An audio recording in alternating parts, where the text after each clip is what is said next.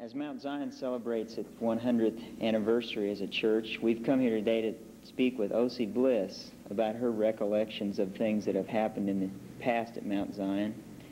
Troy Shell is here to ask a few questions of O.C., and I'll let Troy start by asking the question. Thank you, Kelly. I came to Mount Zion, but I was 16 years old when I started to go to Mount Zion Church. And I'm 89 now.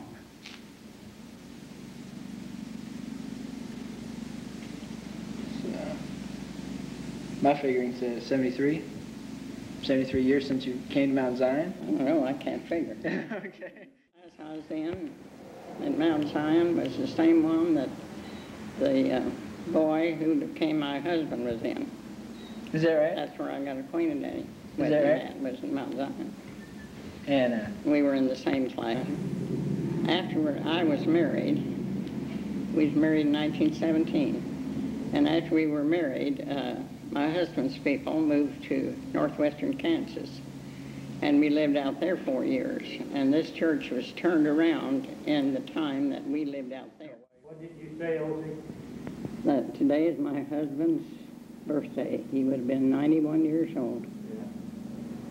What was his first name? Grayson. G-R-A-C-E-N, Grayson.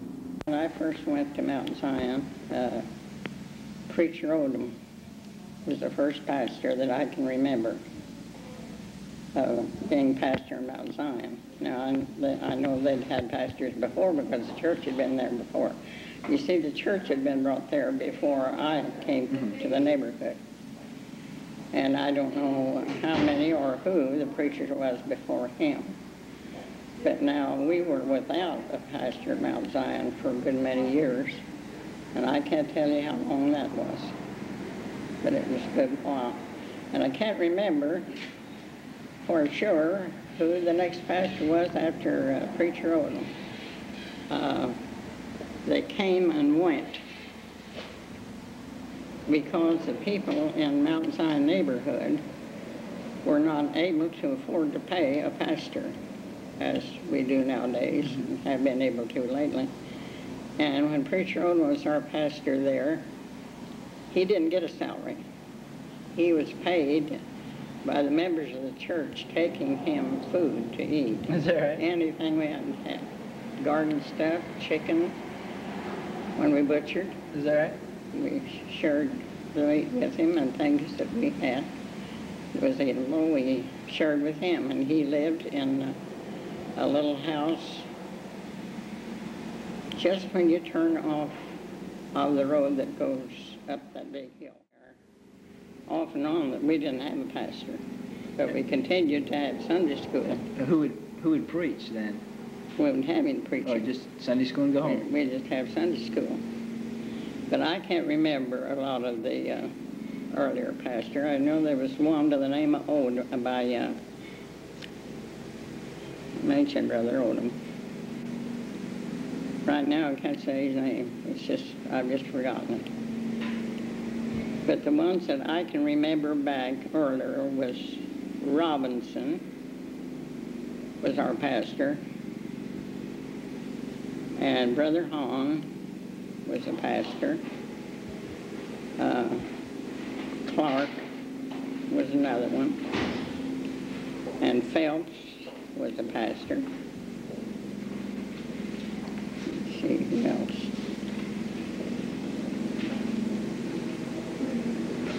My memory just slipped me about some of them. I know we had more than that when we were going there, but I just can't remember all of them. Brother Hahn was our pastor for 17 years. Oh, Jim Rhodes. He was from Baldwin. Came up. And I'm pastor the longest, and I'm not positive, it seemed to me like he was with us 23 years. And Brother Hahn was our pastor 17 years, but he was there one time, I don't remember how many years, and then was gone for a while, and then came back to us. And Howard also was gone for a time, and then came back to us a second time. He was pastor down near Springfield, I believe.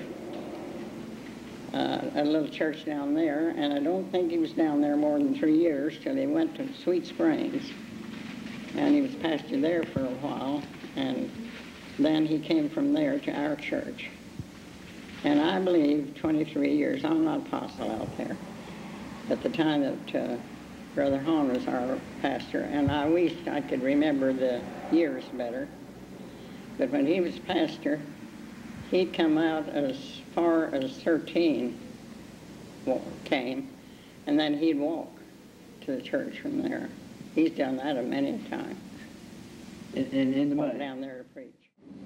I don't know if it's a 20 or 25 gallon ice cream freezer. And it took everybody to get that thing filled up. But nearly everybody that come to church, milk counts at that time, so we had our own milk and cream to make it out of. So everybody just brought some and threw it in the bucket. We just bring it to the church and make it at the church.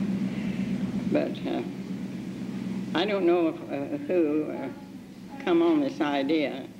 I want to say my husband did, because we had an old Ford car, and he got the idea of jacking the hind wheel up and breaking it and hooking that on the ice cream freezer. Is that, how'd they do That it? froze the cream. Well, how'd they do it before that? Turn it? Don't ask me. That was some kind of a mechanical fixture, and I think he was the one that started it. So they hooked it up to a car and... That was better than doing it by hand, Yeah. I'll tell you for sure. But we had ice cream socials there regularly. Every year we had an ice cream social. And they used to, a long time ago, they would sell the ice cream cones for a nickel. Is that right? And that was the way that we got a little money in our treasure. Huh. Everybody furnished milk and stuff to make the ice cream. Didn't cost nothing, you know. So we'd sell it for a nickel a cone, and that way we got a little money in our treasure.